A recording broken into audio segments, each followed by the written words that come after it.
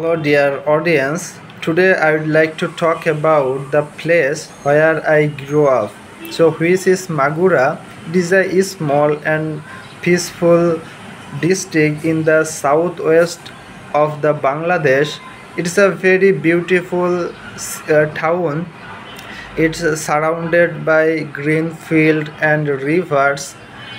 I spent my entire childhood there, and uh, I have many memories of this place. I play cricket with my friend in the open field. I ride bicycle around my neighborhood. The air was very fresh, and everything feel calm and peaceful. Now I live Dhaka city, but I still miss Magura. Magura is my one of my favorite place in the world. So